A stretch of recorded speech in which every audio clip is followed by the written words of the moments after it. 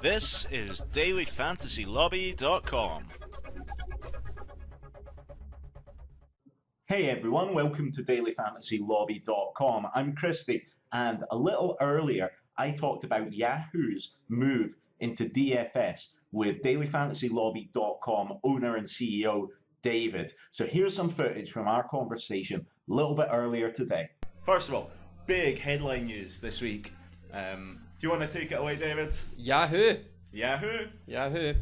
So this week we've seen Yahoo announce in their earnings call their entry into DFS. So, who knew? Who knew? I know. Some people did know, I think. But I think the general community, definitely a surprise and quite exciting. I mean, it's a massive name. This isn't... So far, we've had big names coming in. Just last week, we discussed PokerStars coming in. Yahoo, everybody in the world knows it. Well, it's terrific for us, isn't it? Because it's great content. And I think, a few months ago, if you'd said PokerStars are coming in and DraftKings will be there and FanDuel, that would have been enough. But now, Yahoo as well. So yeah, it's massive. Now, what I want to discuss with you, David, is the potential knock-on effect. Not so much for the user, we can come back to that, but for FanDuel and DraftKings, because this has to impact on their fundraising rounds, doesn't it? You would think so, and I think we've got to be aware that actually it could already have happened, and we're speculating on something that we just don't know about. Sure. But it already has happened. But if you can imagine, I suppose, that it hasn't happened, and I was a representative of either of those two companies going to raise money, my valuation is surely going to be kicked down a little bit. You would expect so. By any VC worth their salt, and I've no doubt they're only talking to VCs worth their salt at this stage. So the big concern for me, last week with PokerStars was enough, but the really big concern for me with Yahoo is that for the last 2 years, all we've been hearing about is this 41 million player number. Yeah. 41 million players play year-long fantasy. Therefore, we've only got 2.5% of the market. So there's another 39 million out there. And with the marketing spend, we're going to attract them in. A great story, really compelling, and I think it's been the rock behind a lot of their fundraising. But now you're coming into a meeting perhaps tomorrow, and you're sitting down across from some VC, and he's saying, well, see that 38 million, 39 million people that you thought were coming into your business, they're staying with Yahoo. They're not coming into your business. So that $1.5 billion, $2 billion valuation, I think it's going to get a kick. I think it's going to get a kicking. I think it has to. Guys, that's not to say that FanDuel and DraftKings aren't great businesses. We're not talking about that. This isn't about that. This is just talking about the future. And it's definitely, what looked like a duopoly a month ago is looking more like just a general competitive market. You know what? It could end up being a duopoly, but between PokerStars and Yahoo. Well, it could be, because you've now got with PokerStars and Maya and Yahoo. Maya are the most acquisitive company in online gaming, and Yahoo could be the most acquisitive company ever.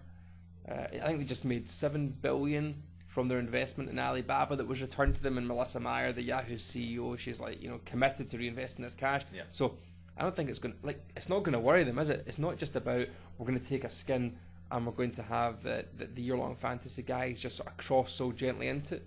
I think they're going to go out with some mass marketing. I think they're going to go out there to the real world, and you're going to see them on the telly, aren't you? I mean, it's fascinating, isn't it? Because not a month ago we were sitting here discussing, not is it ethical, but certainly it's a little aggressive. DraftKings and FanDuel have just gone in and they've blown the smaller companies out of the water. And suddenly, are they now these minnows? Are they, is everything being cranked up another 1,000%? I think the big boys have come to play now. Yeah. So you better be prepared, and you better have a strong management team. You better have a really strong management team. And I think that's why a little bit they've been they must have been aware of this, right? Because, I think they've had it so good for so long. There were some whispers, and I kind of think this is some of the reasoning behind trying to tie up some of the sort of media channels a little bit. Sure. But, Yahoo are the media channels, so you can't tie them up. But they have been, credit to FanDuel and DraftKings, they have been somewhat diverse. They've been trying to affiliate themselves with big sporting organizations so as to reach their fan base by extension without having to come in with the big advertising spend. Obviously, these affiliations are kind of mutually I guess so, yeah, without knowing the terms of those particular deals, like you're talking about the deals, I think Fangio just announced like 15 NFL teams they've done some deals with, and no doubt that'll extend out further. Like, without really knowing, I'm sure it's probably cost them a bit of cash to do those deals. I would expect so. In one way or the other, it's cost them some cash, even just to expedite the sort of value of the deal will require manpower and a bit of expense. But you know, really interesting. So I mean, I think if you think about them all coming to a fight, you know, Fangio and DraftKings are already there, the sort of big boys, and then all of a sudden, you know, Amaya PokerStars have walked in with a tank, and then Yahoo have turned up with an army. It's crazy, isn't it?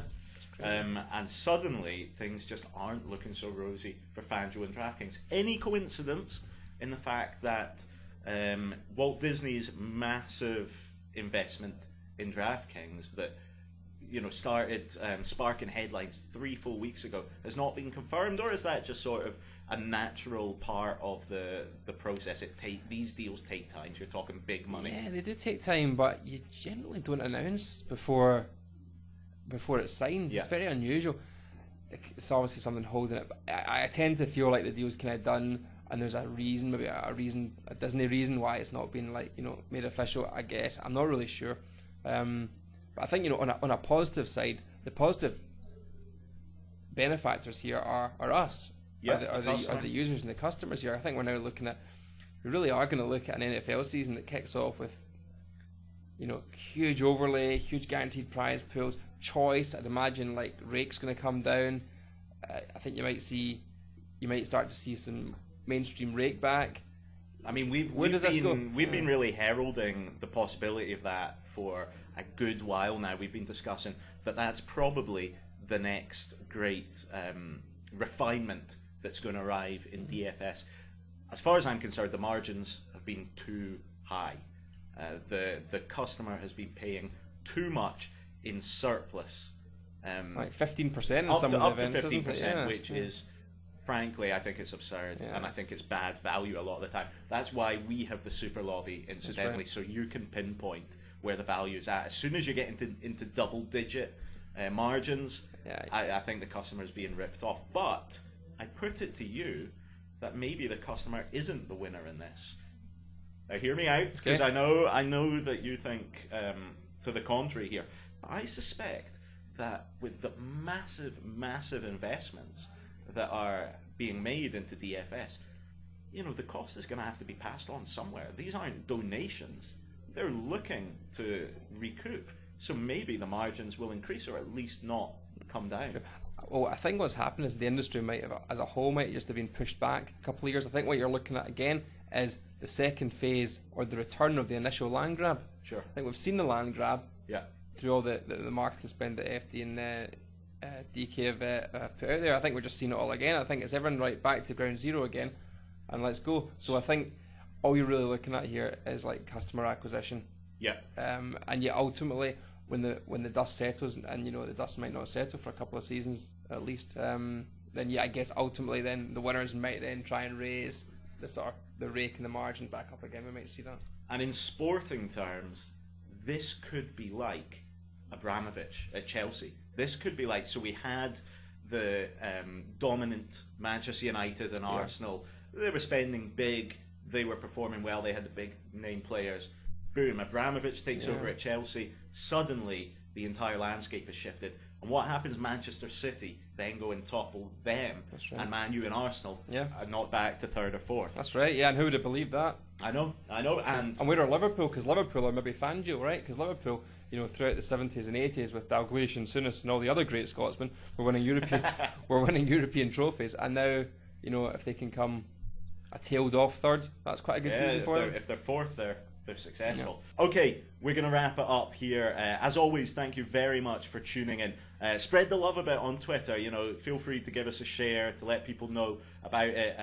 As you can probably tell, you know, you've seen hostage videos on YouTube with bigger budgets than this. So we're relying on you guys to get involved as well. Absolutely. Thanks so much. Thanks for having me. All right. Thanks a lot, everyone. Bye bye. Bye bye.